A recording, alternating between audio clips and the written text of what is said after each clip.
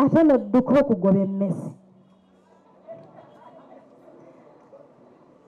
A woman cannot start chasing rats when the house is under fire. We have the fire burning, and that is bad governance. We have a dictator to chase.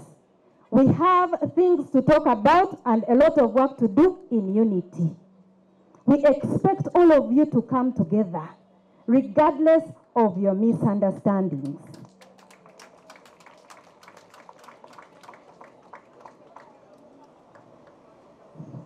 Njagala okumaliriza nga nzizaamu ffena amaanyi. Nga mbagamba nti gye tuva yeewala, bannange tutambudde olugendo lw'amaanyi. Bw'obanga olugendo lwa kilomita emu, tubulayoko obutundutundu butono nnyo okumalako. Temugwamu maanyi.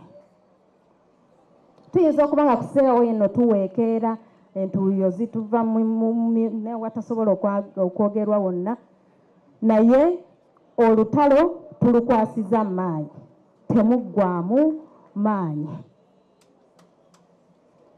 Batukubye, batusibye, batusse, batutidde abaami, batutidde abakyala, batutidde abaana, batuwadde obutwa, batusanze ne mu parliament ne batukuba ne batumenyamenya emigongo, batujje ku buli kimu kye tubadde tukola okujjamu ku ssente, naye abajankole bagamba mbu netubinge byabitya biri mukyanga graduating nga nfuna master yasasula emyaka 2 school fees mwami Kyagulanyi.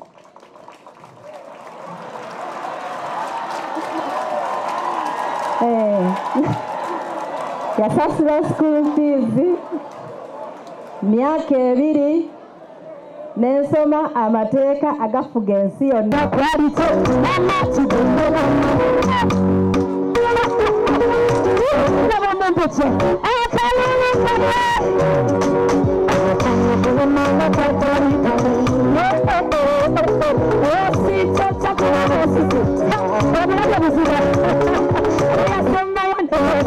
Thank you so much, my family. I love you. Tell him we are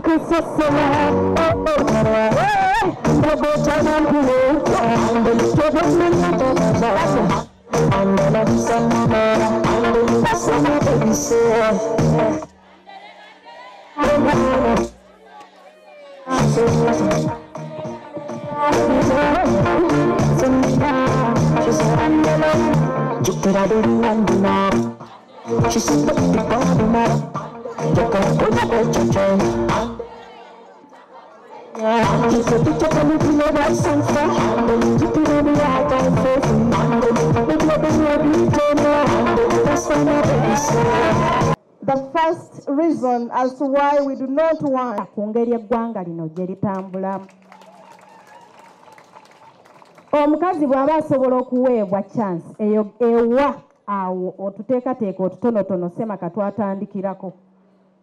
Tukkiriza nti bw'oba otuwadde chance ekuteekateekera wano awasookerwako ojja kulinnya wagonda tugende mu maaso. Struggle eno yeetaaga abakyala abateekateekera eggwanga lyaffe. Tetusobola kuba na ggwanga likulaakulana nga temuli bakyala. Yeetaaga mwami we gwe mwami we musindikako akatonotono. So mwami Kyagulanyi, thank you so much for leading by example. Era tusaba abaami abali wano abakyala gw'olabamu obusobozi osiimulako busiimuuzi. Word of assurance to the women, especially those in the National Unity Platform. I'm aware of the challenges that you face just because you're women. I'm aware of the limitations that you face just because you're women. I'm here today as we commemorate International Women's Day to give you a word of assurance that the National Unity Platform is your party, it is your platform. You are just as good and just as worthy as men and boys. You are just the same. Never bow down to the bullying I know that these are challenges. One time I watched on video on a women's conference and some women were mentioning, and I know this happens at places of work, political parties and all that. Naye tokkirizanga omuntu yenna okubuulinga nti kaakati okutuuka mu kifo kino olina kunzijamu, okuwa kaadi olina kunzijamu, olina kukola ki? Ekyo kikafuuwe mu National Unity Platform. Abakyala bali waffe ng'abaami. Ekirala, you women are and can continue to be great leaders. So, tokkirizanga omuntu yenna okuintimidating. Don't be intimidated wano wabasajja bokka, wano basajja be bagendawo. No, you are just as good as men and boys. Bw'oba otambula ng'omanyi nti